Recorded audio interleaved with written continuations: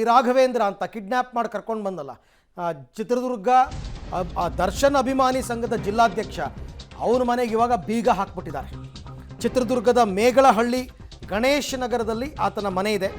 3 ವರ್ಷಗಳಿಂದ ಪತ್ನಿ ಮತ್ತು ಮಗುವಿನ ಜೊತೆ ಈ ರಾಘವೇಂದ್ರ ಅಲ್ಲಿ ವಾಸ ಇದ್ದರು ಗಣೇಶ್ ನಗರದಲ್ಲಿ. ಅದು ಬಾಡಿಗೆ ಮನೆ. ಈ ಪ್ರಕರಣ ಗೊತ್ತಾಗ್ತಾ ಇದ್ದ ಹಾಗೆಯೇ ಇನ್ನೆಲ್ಲ ನನ್ನನ್ನು ಪ್ರಶ್ನೆ ಮಾಡ್ತಾರೆ ಅಂತ ಪಾಪ ಅವನ ಹೆಂಡತಿ ಮನೆಗೆ ಬೀಗ ಹಾಕಿ ಎಲ್ಲೋ ಹೊರಟೋಗ್ಬಿಟ್ಟಿದ್ದಾರೆ.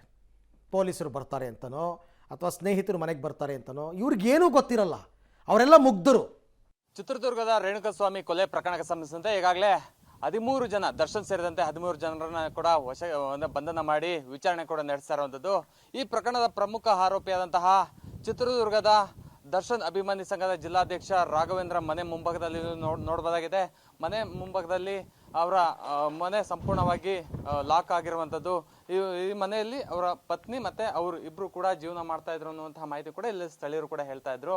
ಕಳೆದ 3 ವರ್ಷಗಳಿಂದ ಈ ಮನೆಯಲ್ಲೇ ವಾಸವಾಗಿದ್ರು.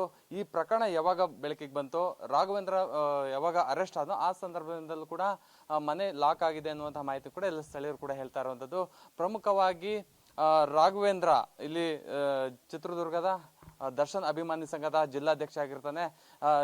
ಅವನು ಫಿಲಂ ಅಂದ್ರೆ ದರ್ಶನ್ ಫಿಲಂ ಯಾವುದು ರಿಲೀಸ್ ಆಗುತ್ತೋ ಆ ಸಂದರ್ಭದಲ್ಲಿ ಸೆಲೆಬ್ರೇಷನ್ ಆಗಿರ್ಬೋದು, ಬೇರೆ ಬೇರೆ ಒಂದು ಕಾರ್ಯಕ್ರಮ ಕೂಡ ಹಮ್ಮಿಕೊಳ್ತಾ ಒಂದು ಕೆಲಸನೂ ಕೂಡ ಮಾಡ್ತಾ ಇರ್ತಾನೆ.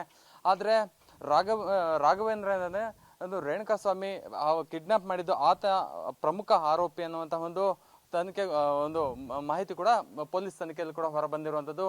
ಯಾವಾಗ ಏನೋ ಆತ ರೇಣುಕಸ್ವಾಮಿ ಅಪೋಲೋ ಫಾರ್ಮಾದಲ್ಲಿ ಕೆಲಸ ಮಾಡೋ ಸಂದರ್ಭದಲ್ಲಿ ಹೊರಗೆ ಬಂದಂತ ಸಂದರ್ಭದಲ್ಲಿ ಗುರುವಾರ 7ನೇ ತಾರೀಕು ಆತನನ್ನ ಕಿಡ್ನಾಪ್ ಮಾಡ್ಕೊಂಡು ಬೆಂಗಳೂರಿಗೆ ಕರ್ಕೊಂಡು ಹೋಗ್ತಾನೆ.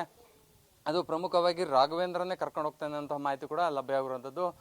ಗಣೇಶ್ ನಗರದಲ್ಲಿರುವಂತಹ ಈ ಮನೆ ಪಕ್ಕದಲ್ಲಿರುವಂತಹ ಸಾಕಷ್ಟು ಸ್ಥಳೀಯರು ಕೂಡ ಒಂದು ಆತಂಕ ಕೂಡ ವ್ಯಕ್ತಪಡಿಸ್ತಾ ಇರುವಂಥದ್ದು. ಇನ್ನು ನಾವು ದೃಶ್ಯಗಳು ನೋಡಬಹುದಾಗಿದೆ.